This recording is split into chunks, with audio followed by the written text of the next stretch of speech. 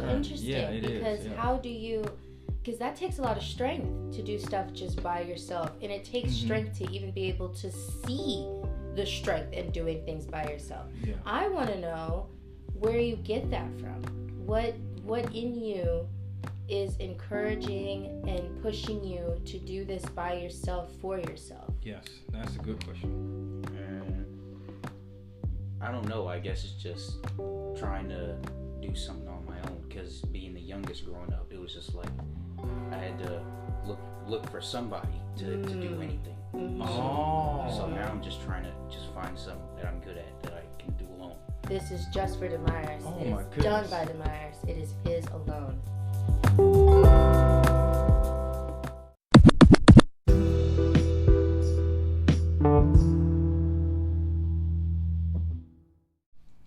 What's going on, everybody? I'd like to welcome you to another episode of the Just Keep Showing Up podcast.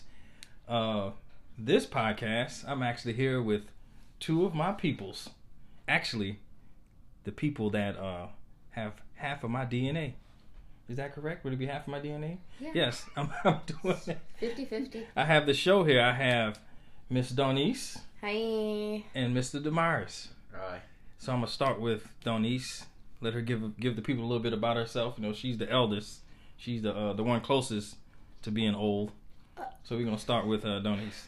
Dawnece, say hi to the people and give them a little bit of something about yourself. Hello, people. My name is Dawnece. I'm 24. I work as a director at a daycare. So I'm in a leadership role in my profession. I am a military kid. I have been my whole life. I'm a Taurus. That's nervous. It. Okay, yeah, that's cool. I don't know what else to say. That's what you said is enough. All right, then we're going to pass the mic to the stoic one, Damirus, who doesn't say much. So this is very exciting to have Damirus actually deciding to talk. Go ahead, Damirus, what you got? I'm Damirus. I'm 17, and I go to Edgewood, and I do MMA. Well, I just started not too long ago, and yeah, I'm a military kid too. Well, obviously, but we're like retired military kids. Previous. Yeah. Okay. All right. So this is a Just Keep Showing Up podcast, and y'all know this is season 2 of the podcast. And last year we had a lot of people come on the show and talk. And I know Dawnece, you and we wanted to do a show last year. That didn't happen, but I think this is great timing. You know, I was saying I was going to sit and talk with Damirus. So instead of like rushing things or forcing things, it kind of just flowed naturally. So with this being a Just Keep Showing Up podcast, I like to ask people, what do they do for themselves to continue to show up? And some people know, and not everyone knows. As people who listen to the show, we kind of went through as a family a very difficult time. So that's all in the midst of all of that too. So we don't have to talk about any of that. You kind of talk about whatever you want to talk about. But I know for me as your father, I kind of admire both of you guys and how y'all continue to push forward in the midst of very difficult and challenging times. You know, so that's kind of what we try to talk about on the show. So yeah, I'm starting with you, Dawnece, and ask what do you do for yourself to keep showing up? I know we've had discussions about just kind of taking your job, for example. You know, I know you work with.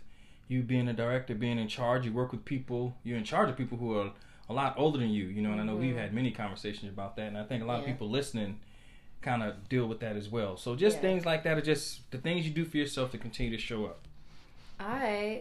Something I do to keep showing up for myself is I am my own cheerleader.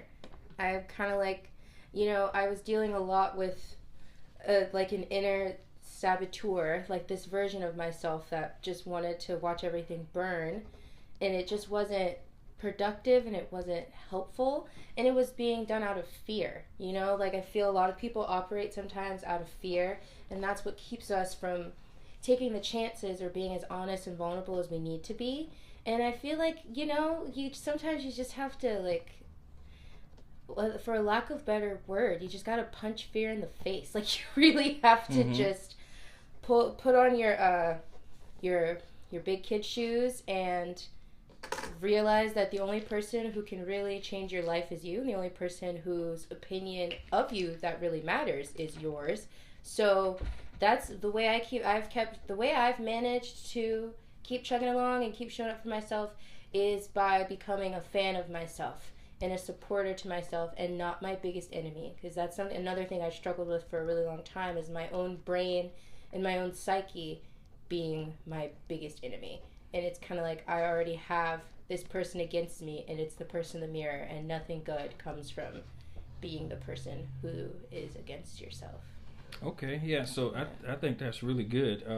You mentioned doing things out of fear, being honest, and your willingness to be vulnerable. When you say your willingness to be vulnerable, can you define that for me? Like, what do you mean when you say being vulnerable? Like, for me, I kind of look at me being vulnerable as I try to show up in different areas as myself. And, of course, you can't open up completely to everyone, right. But you kind of, you have your own gauge, and you know what you can share with certain people, what you shouldn't share with certain people, but you can still have a level of vulnerability on different scales. It's you know exactly what I mean? that. So it's like, what do you mean? It's exactly that, what you just said, because just like you said, not everyone is meant to see your most vulnerable, soft side. Mm-hmm. However, I do think you benefit from being honest with everyone. Yes. So although I'm not always going to show the soft belly to everybody, I will be impartial and I can be fair. Yeah. So, and I mean, just an example with my job, with the older person I do work with, I'm a manager over her. The way I've coped with, feeling judged by her or feeling like I'm under a microscope is by I'm becoming more picky and more particular with what I do share with her. Mm-hmm, because, I'm the leader. I'm the person who is given the most information in this environment. Yes. Why would I allow someone who needs information from me to stress me out? Okay. And not to sound shallow, it's more of it's a matter of discernment, using discernment to understand that you just cannot give people power over you. Yes. That's what I good. learned. That's really good. And big lesson I learned. Something you said, and as you were saying it, I was thinking it. And you said honesty.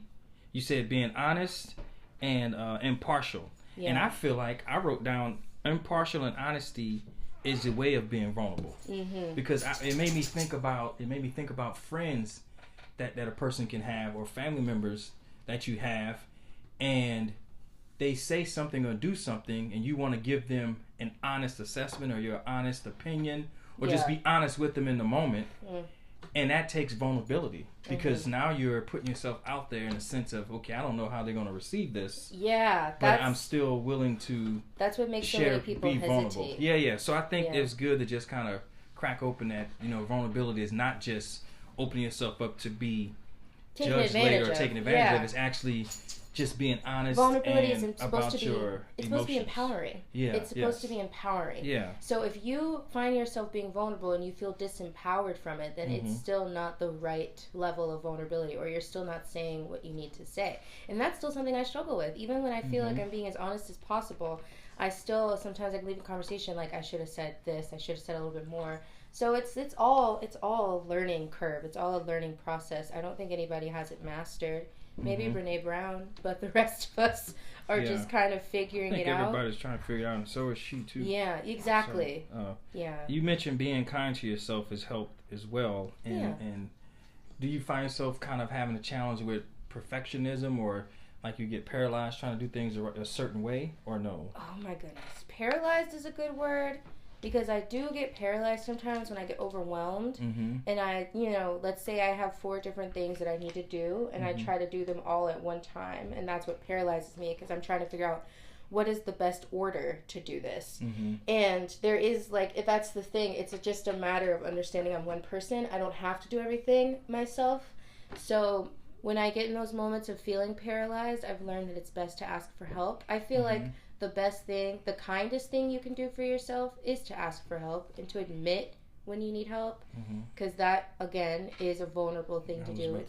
It's not easy to ask for help, and it's not easy. You might be my child, because I was about to say the same thing. I was about to say that's another way of being vulnerable, Yeah, it is. Which is great to have this conversation, because in the midst of us just talking, it's like we've identified. I've never thought of vulnerability as being like looking at that as being honest about a situation that requires vulnerability to do that.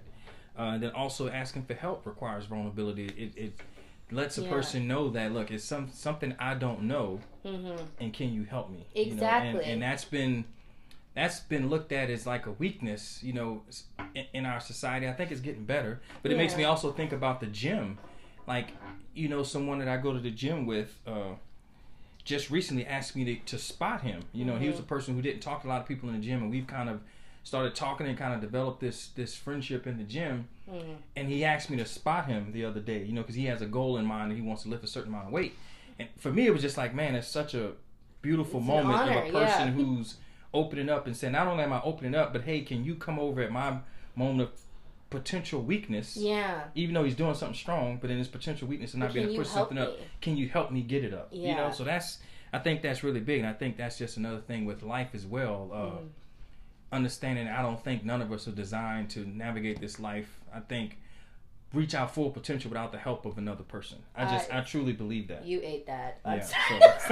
That's okay. I don't mean to bring my youthful vernacular, but no, you ate that because it really is a matter of like it's true, because I work with kids, so, and with kids it's so important to give them their sense of independence. Yes. But in that same vein, there are moments when they do need help, and it is so nice to see them admit that they need help. Yeah. Because kids are some of the most intelligent, incredible beings on earth. They just don't know it yet. So that's why they can come off as kind of chaotic and crazy and wild, because they don't know that they're like pure creative energy. They don't feel it yet. They're just a kid and they're just having fun. Yeah. So like even in that sense, when one of my kids is, like, Miss Dawnece, can you do this with me? Miss Dawnece, can you help me with my homework? I always like take that in stride, and I take that as a compliment, because they don't have to ask for help. But for kids, it's easier for them to ask. Yeah. It's like a kid never hesitates to ask for help unless they don't feel safe.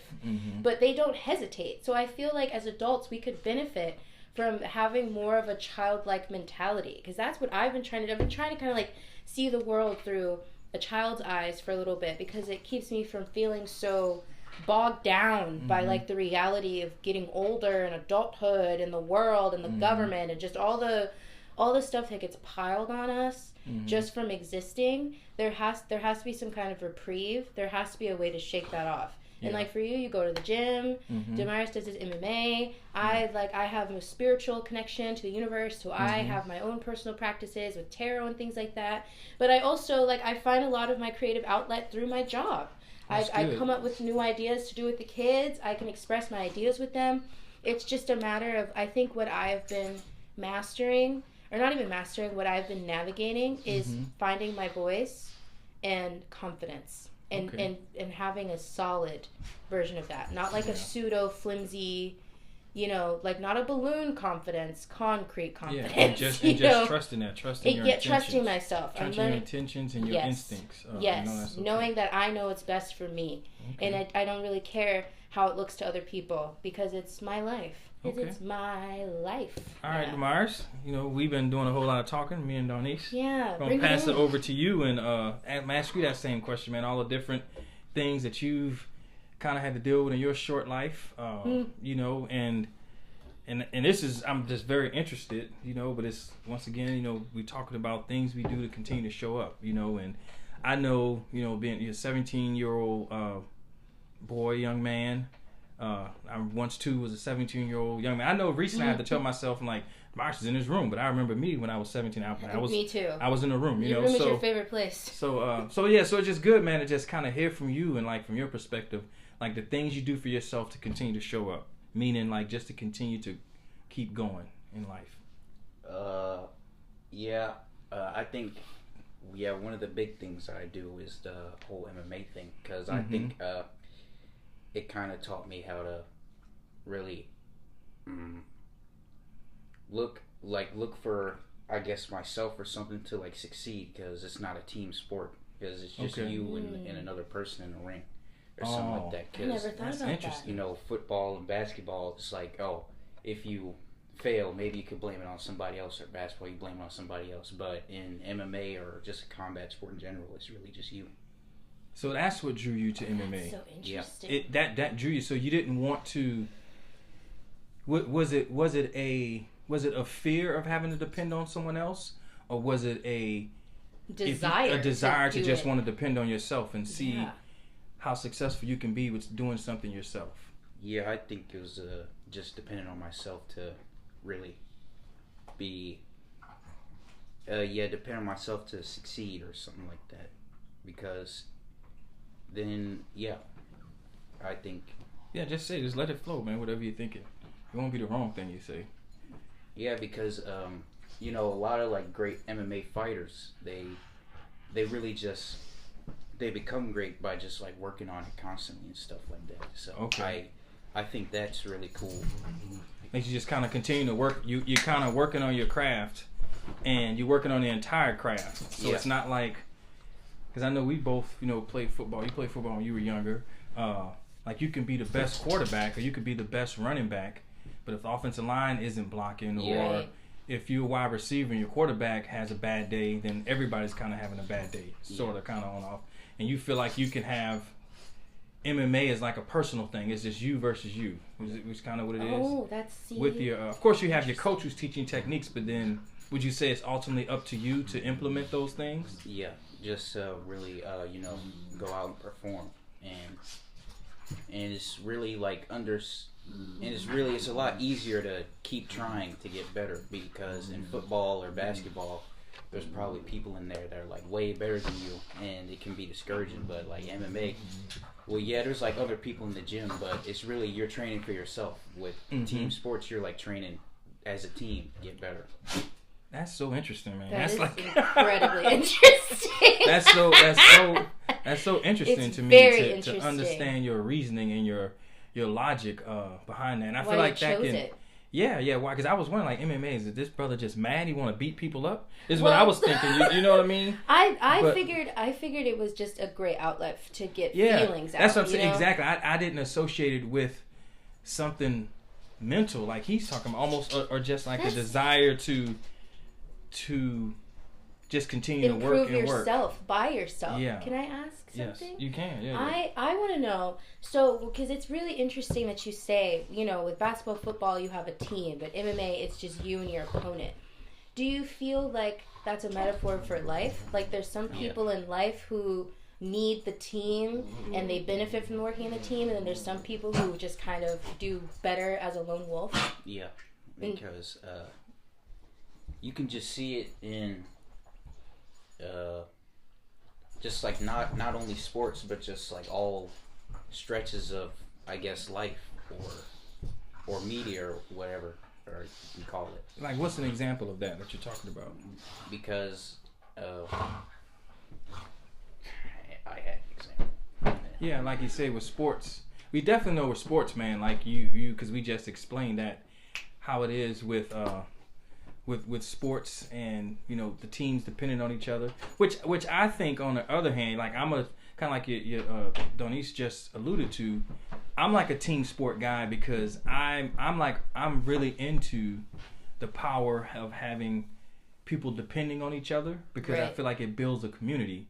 Yeah. So that's the benefit of that. And you can't do everything yourself, so you have to rely on another person. I feel like life is that way as well. But then I never thought about the complexity that you spoke with MMA. I mean, very simplistic, but the complexity of it being, it's just you versus you, and you can work on yourself. And that kind of goes to personality. Everybody's personality is different, so it's not like a right or a wrong way. You know what I mean?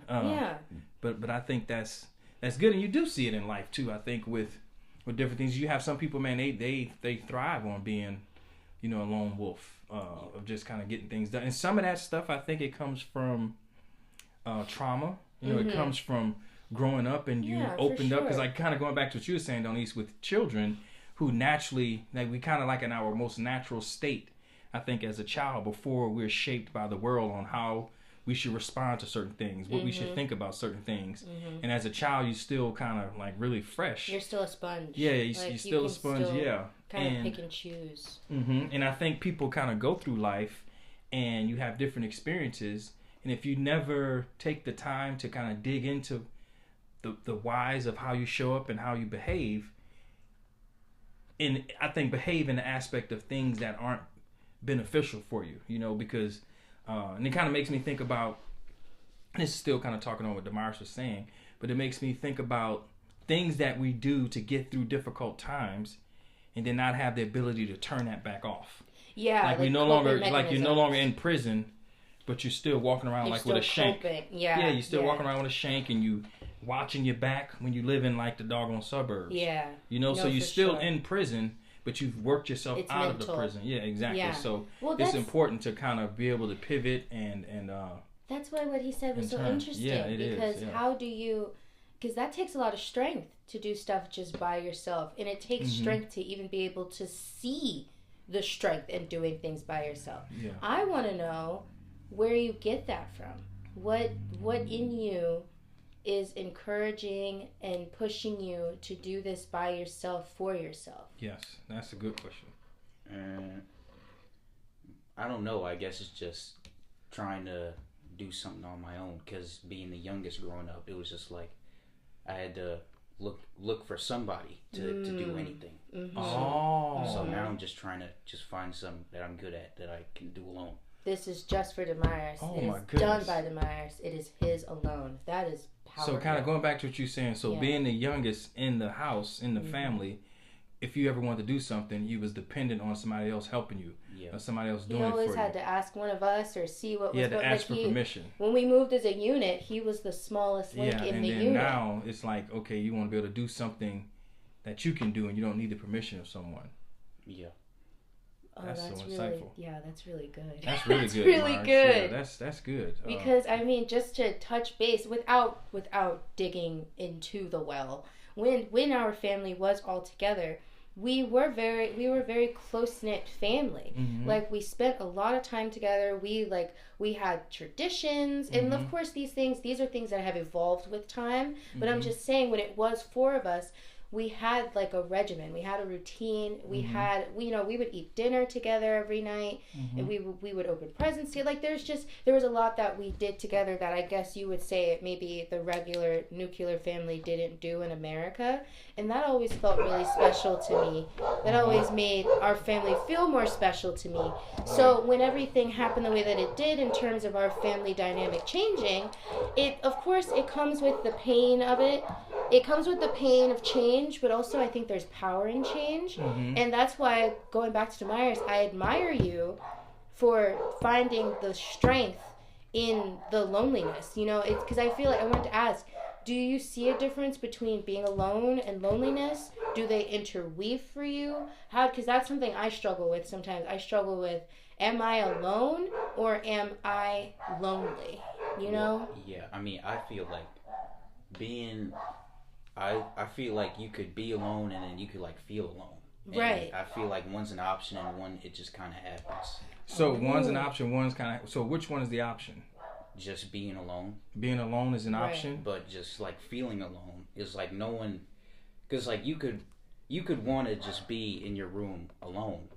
But if you feel like you wish someone was with you or something, or you just had someone to call or talk to or something like that, then that's kind of just really in your head. Okay. Yeah. So with you, when you're in your room and you chilling, you perfectly content. Yeah. Okay. Yeah, you don't feel alone. You're just by yourself. You don't feel alone. You feel... I mean, sometimes it can get a little lonely, but for the most part, it's all right.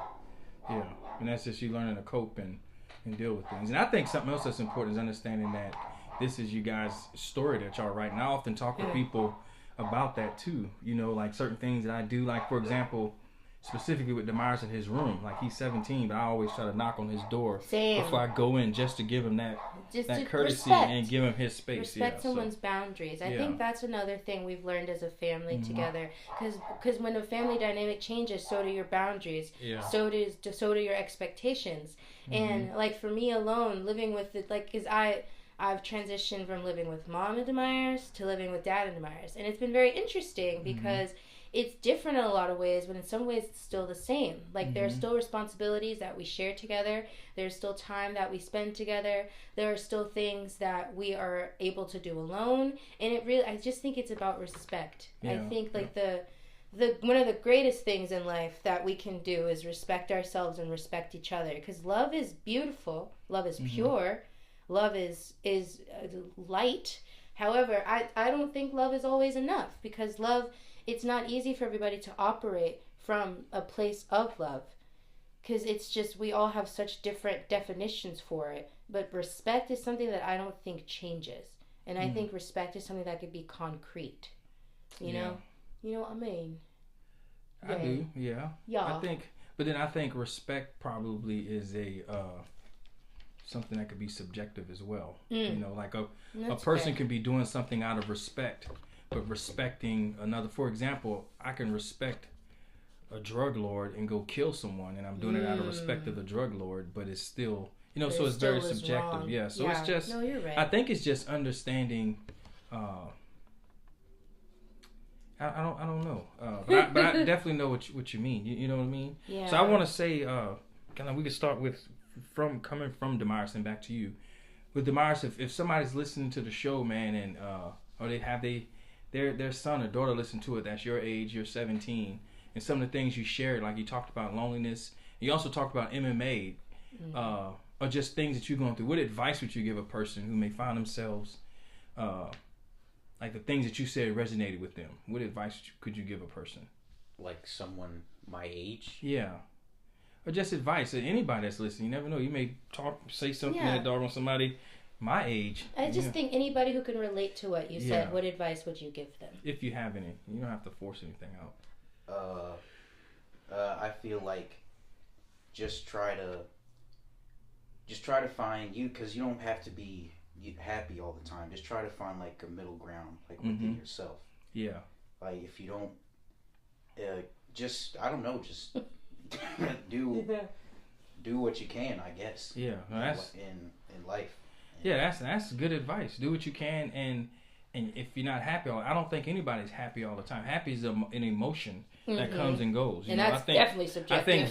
I think joy is something that can be sustained. Like you can be in a very bad situation, but still have joy. You know, that hope of knowing that it will get better. It'll get better. And even if it continues on, you know, it's just you have joy. You have something inside of you that's saying it's gonna be all right. You know, whatever situation you're in. It doesn't mean you have to be happy about the situation. You know, it's about being hopeful. Your turn, Dawnece. Anything? Any advice you got for anybody? My advice. What you said resonated with them. Yeah, my advice is to do your best to learn how to appreciate the ebb and flow of life. Okay. I think that is the best thing that we can do, because like Damirus just said, middle ground. I feel if you are able to find if you're able to find that version of yourself that isn't perfect but isn't destructive, and you can mold that version of yourself. Remain moldable and willing to learn. I don't never give up on learning, never give up on evolving. And as you learn and evolve, that's ebb and flow. It's not always going to be good. It's not always going to be bad. You have to learn how to find your middle ground, like Damirus said, and maintain gratitude through all of it. Yeah. Gratitude is definitely something that keeps me showing up. Being grateful for even the smallest things, so that way when the big things come in, they don't feel so much like a shock. Yeah. Feels more like I called this in because I was able to be grateful through all of it. Yeah. And I didn't just pick and choose. And I know for me, and I'll close it with this, is I know the greatest thing that's been for me, the greatest thing, I don't know if that's proper English, but something that's been good for me that I didn't initially feel was good is allowing myself to feel what I feel. You know, if I'm sad, allow myself to kind of sit in that sadness, as long as there's like boundaries, almost like I'm thinking about bumpers when you go bowling. You know, you got those bumpers there, but kind of let that ball go where it's going to go. Yeah. And then as you continue to work on things, eventually you get that ball to go to the right place. But you allow yourself to feel what you feel in that moment. So when you work through something, you're actually working through what's going on. Because if you add distractions, which is very natural. It's very natural to add distractions because life can be very challenging and hard sometimes. So, so yeah. Do y'all have anything else before we close it out? Is there any other prompts? Should I say my Cash App? Jesus. No other prompts. That was it, man. Okay. All right.